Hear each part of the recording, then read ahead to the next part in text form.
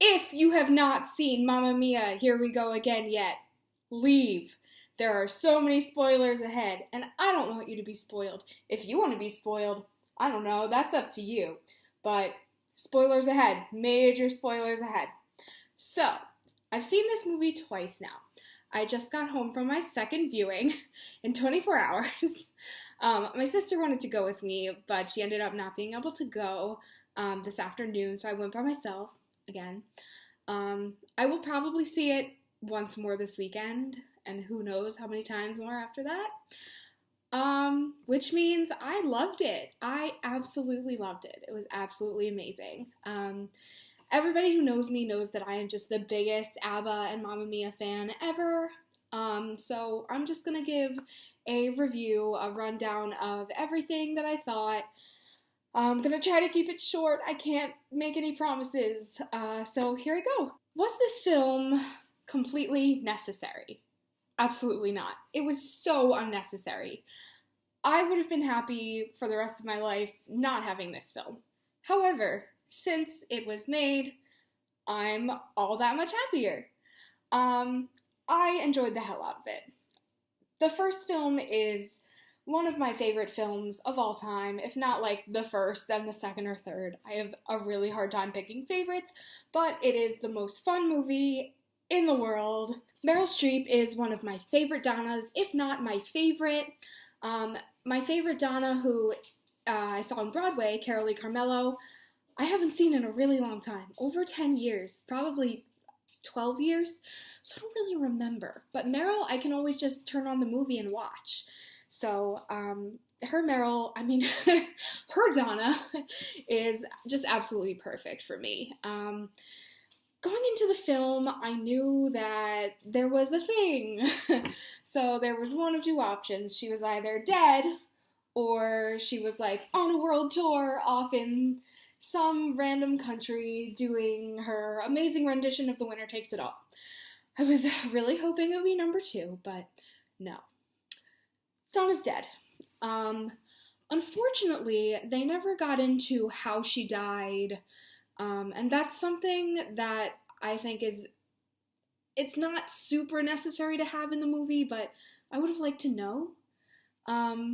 I don't know, she wasn't sick or anything. How did Donna die? I mean, we didn't go through all of this with Donna for her to be dead out of nowhere. I like to think that she died of being too perfect. I don't know. But yeah, that is definitely something I would have liked to have known, and hopefully the writers and the director will tell us soon. Something I was really nervous about was the whole sequel-prequel dynamic, and that actually worked really perfectly. The editing was so beautiful and so clear, and on one side of the mirror it was Sophie, on the other side of the mirror it was young Donna, and it worked so well, and I'm really happy that worked, because I was so anxious about this. I'm like, is it a sequel? Is it a prequel? And I think everybody was a little bit confused. And I think once you see the film, you definitely see how that works out. We switched back in between time periods like it was absolutely nothing.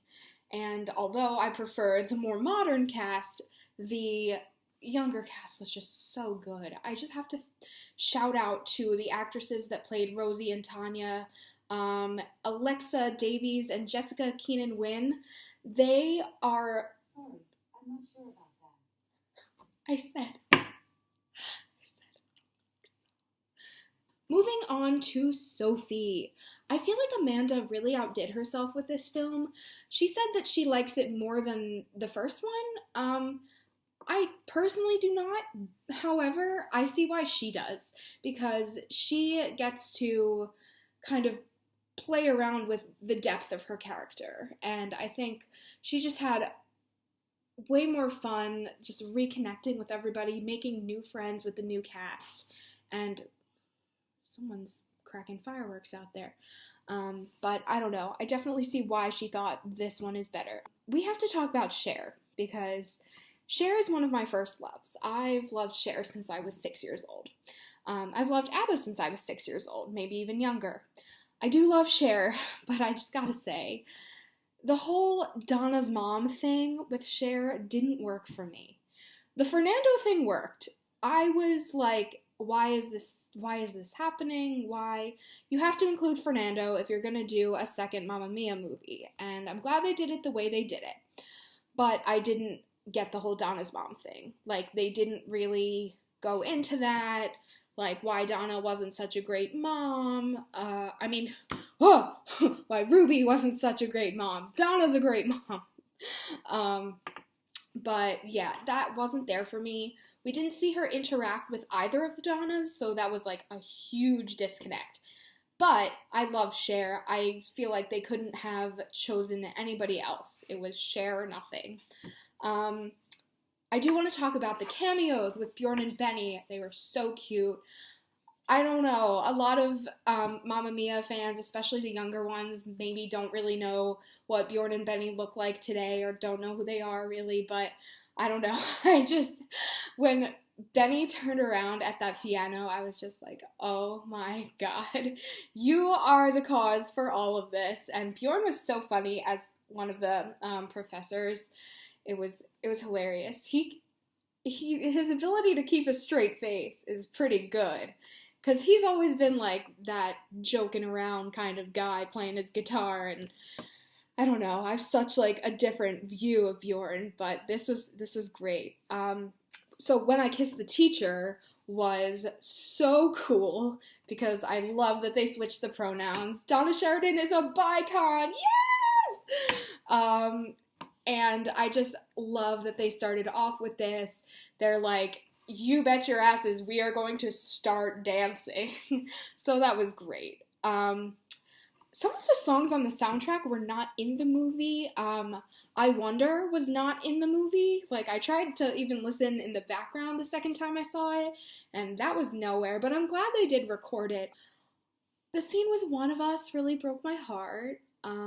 It was I think it was really well done because it was missing in the first movie, and they do it in the musical, but it's just Donna by herself. And I'm not sure I really love it in the stage musical because, as we can see, Donna's pain of being lonely, it's not a scene that stands out.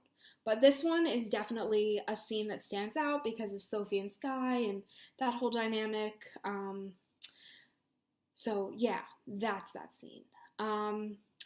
The Waterloo scene. I love Harry. I love young Harry. I love older Harry. I just love everything about Harry Headbanger, whatever his last name is. Harry Bright.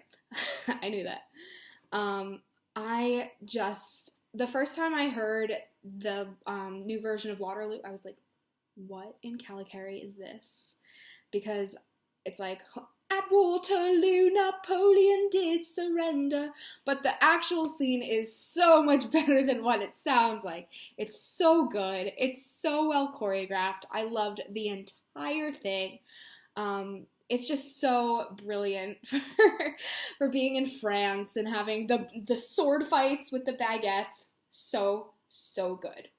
Another thing about Harry is that I really wanted them to kind of explore his sexuality a little bit. I don't know. I think at the end of the first movie, we find out he's gay, and we definitely in the musical we find out he's gay. But I wanted them to explore that in this movie, and I thought they would, but apparently they didn't. I wonder if they have that cut out somewhere. I would love to see a deleted scene or something, but I was kind of disappointed with that. Sophie could have 4 dads instead of just 3. Just saying. Young Bill was good. Young Bill was pretty good. I really enjoyed the whole Rosie thing with the whole cake thing, and I just thought it was so funny because Rosie, excuse me, young Rosie loves cake. Older Rosie loves cake. It's just, it never ends. Young Sam, I'm not a fan of. I liked him better the second time around. However, I don't think his chemistry with Donna was that great. I think Lily had a much better time with Bill, I don't remember his name, than she did with Jeremy, who plays Sam. And with Hugh, who plays Harry. I wanted I wanted more of young Harry, but we didn't get that, and it's okay. It's all right. One of the cutest scenes was Lily skipping and cartwheeling through that orange grove, and with the goat. So funny, right? Um, we have to talk about Kisses of Fire because I love that song. It's one of the songs I didn't really know until a few months ago. I was like, why haven't I ever heard this song before? Believe me, I know every single ABBA song, and I didn't know that one for whatever reason. I think they ruined it. I think they ruined that song, and it sucks because that song is really, really good. I thought that character of the band's lead singer was okay. I mean, typical Greek guy. It's fine. But in my opinion, it's one of ABBA's best songs and one of their most passionate songs that's not like a super slow ballad. So I don't know. Everybody should listen to the actual ABBA version because it's so much better. The Angel Eyes scene, that was excellent. I was just like, men are trash. Like, Tanya is just amazing. I love her. I love the choreography, especially when like Tanya skips across the courtyard and Sophie skips across the courtyard, and then Rosie is just left to sit on a table, and it's excellent. Don't cry, don't cry, don't cry. Dancing Queen. The first movie had such an amazing, amazing, amazing Dancing Queen sequence. And they tried to recreate it in the second movie. And it worked. I didn't think it would. I think my dog's just staring at me like, what are you doing? I think it worked. I cried like a freaking baby the first time. I cried the second time too. That song is really bittersweet for me. My grandmother's name was Jean, so I would always rhyme her name with Dancing Queen.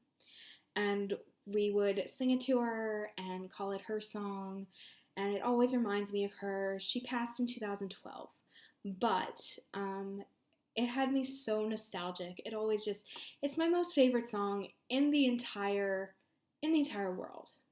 There is no song that comes close to Dancing Queen in my life.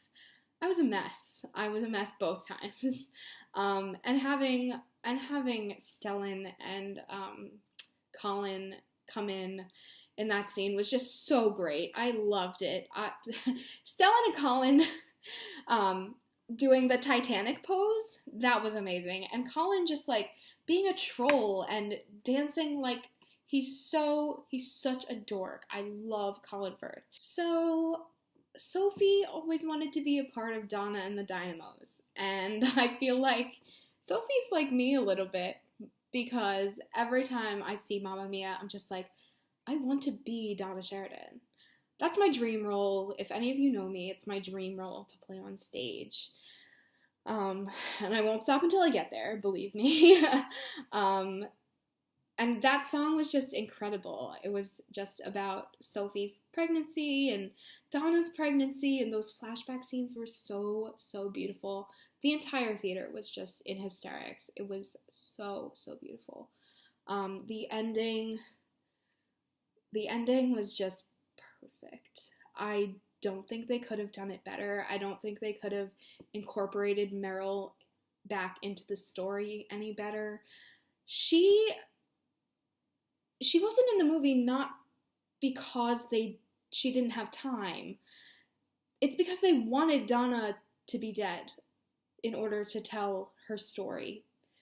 I still don't really understand 100% why.